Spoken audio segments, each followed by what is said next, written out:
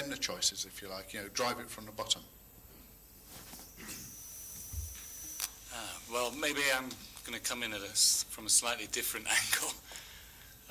I was intrigued that George started off talking about political economy and really highlighting the very politicized nature of why policy and practice and institutions are fragmented, and the competition and conflict that is very much a part of what we experience. And I'm intrigued that much of our discussion, as important as it is to focus on capacity and knowledge and science and technology and the tools, the mechanics of adaptation, there's also another language and another set of experience that seems to be missing, which I think is very much a primary concern for many rural people, particularly in Asia, but I think for many urban people as well. And it's really issues about governance, about how problems are framed, how solutions are framed, who has the right to participate in making decisions, who are the winners and who are the losers, how people are compensated for losses. And I think there's a lot of discussion that is very much technocratic about how to do projects or how to shape institutions. And it tends to acknowledge the political dimension of the problem, but then put that on one side. That's a bit messy, it's a bit murky, we won't go there. But really, the big issues, the big causes of vulnerability at the moment, in many cases, are related to rights. Rights over fundamental productive resources, rights to participate in decision making, rights of access to information, of justice. And I think we have to somehow combine the more technical side with this perspective that's much more shaped by the experience of governance and these political dimensions of development. And I think this is where there's a fundamental challenge. There's a lot of effort designing processes, and there's a lot of talk about how institutions could be flexible, adaptive, responsive, and learning-oriented. But it really it doesn't really fit with what happens in the real world. So I think my request is to bring in this experience from another perspective. I think that's a very, very, I think, interesting perspective on this. If I could, there's a saying in English, activity to avoid action.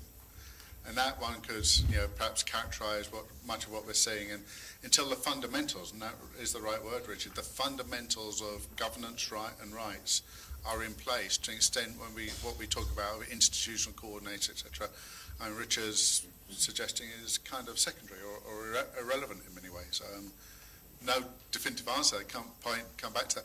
I'd like in a minute, and I know many want to go in, but in a minute to throw this over to the audience as well for comment. But George, I want to throw one to you before we start. And in your presentation, I think you raised a fundamental issue, but didn't use this word in it, which is when we're looking at this in terms of who should do what or whatever.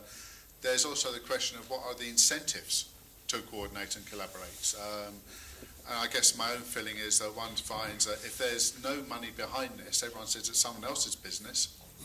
If there is money behind, they say it's my business exclusively.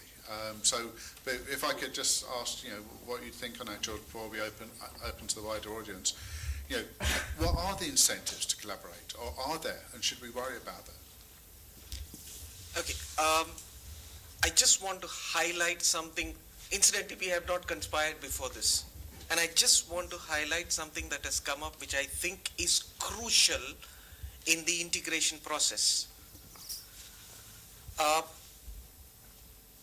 What Andrew brought up first is the aspect of science. What Pradeep was alluding to was the importance in terms of pragmatic policy. Get on with what you can without dwelling on what you don't have. And actually the final and the most important thing is in terms of the politics. So you would notice the science, the policy, and the politics. The key question is, how do you integrate that? And what John has thrown to me is, what is the incentive to integrate? I'll tell you what, the first Minister of Environment in 1985-86, when I spoke to him, he said, I happen to be a Minister of Environment, but don't come and tell me too much of this stuff. I said, why? You are the Minister of Environment. I'm supposed to come and talk to you. He said, the day when you can make your environment business vote catching, come and talk to me. So the incentive in the political economy is make it vote catching. Number two, can you make it money catching?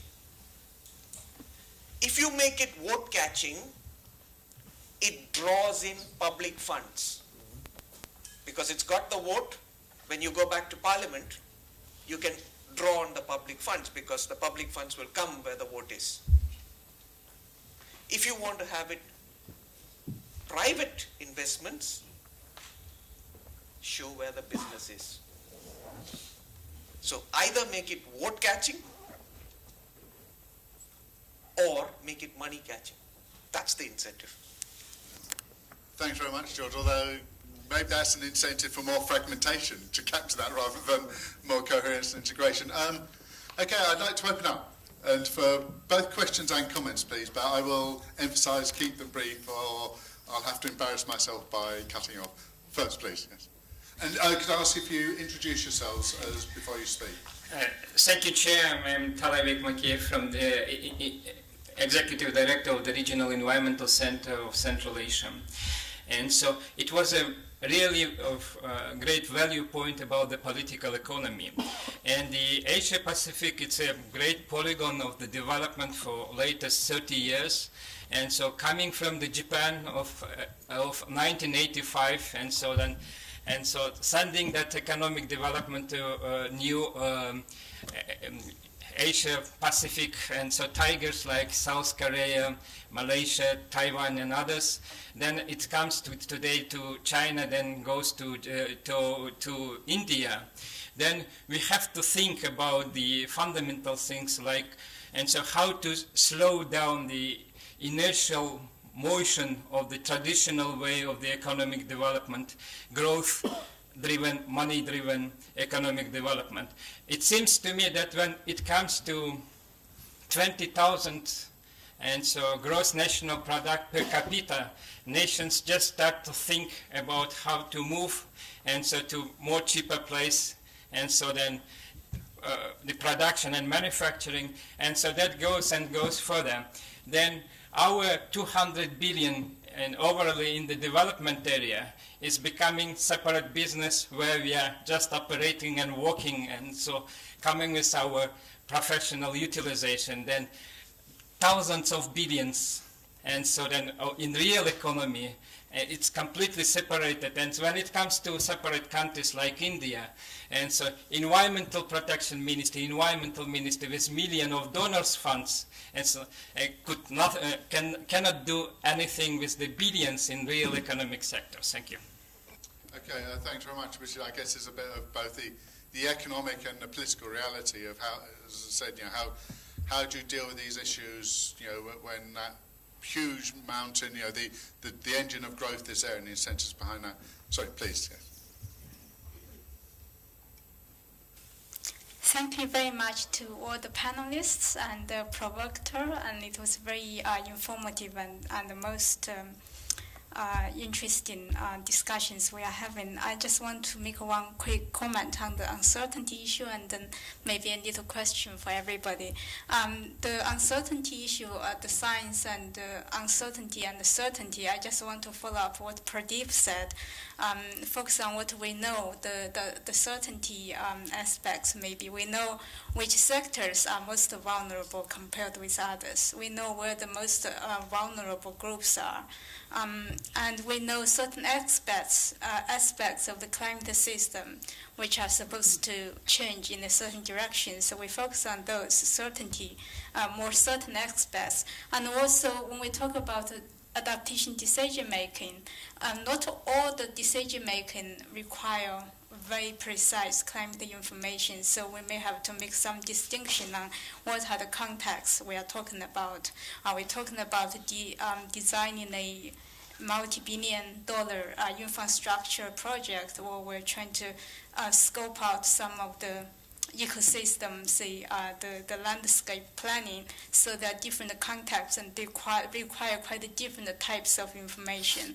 And my question is really, when we talk about a policy level or political level integration, I wanted to particularly ask our colleagues from the ministries. You are from Ministry of Environment and also the Agriculture. They are quite different in terms of the influence at a ministerial level. So what kind of good practices you have? We know it's difficult at this stage to start adaptation activity, let alone coordinated adaptation activity. So maybe from you and also from the audience, any good practices and any lessons learned how to really create this kind of environment for collaboration and integration. Thank you.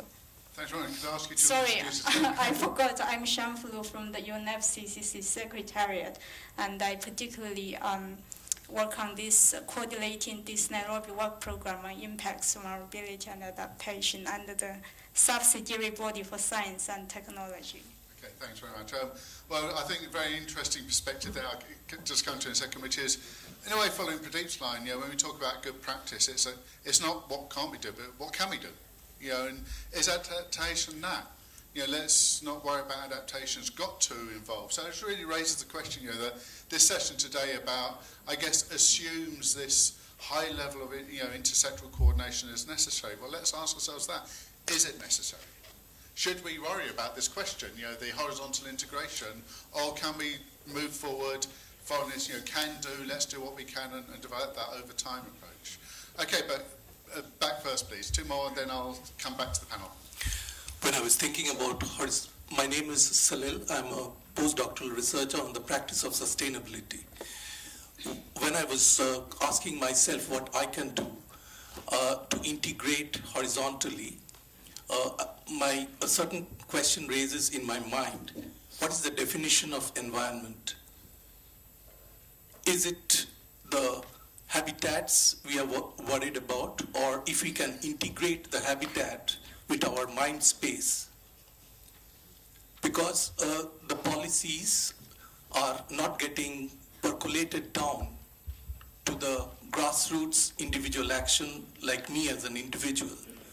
So are we talking about the integration of the habitats with the mind space?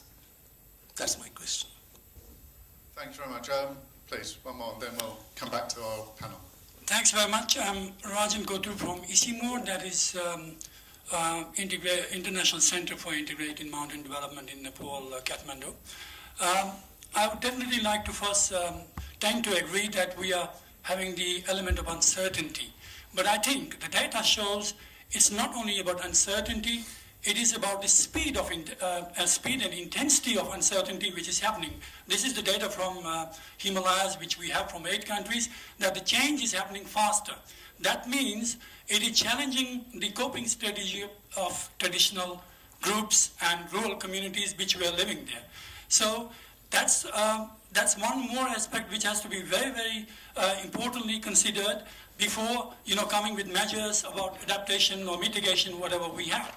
So if I say that the coping strategy of the people and the rural masses have been challenged, that means whatever their traditional knowledge has to percolate down to the participatory planning, whatever we do at the ground level.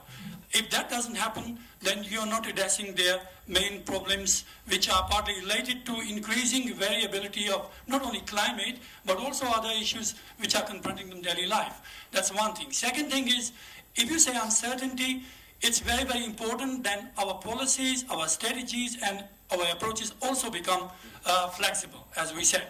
Because we can't have policies or strategies which are laid down for 10 years or 20 years, because changes are happening fast. We have to be quicker with our reaction and response to changes on the ground. That's a very, very important thing. But the last point which I want to contribute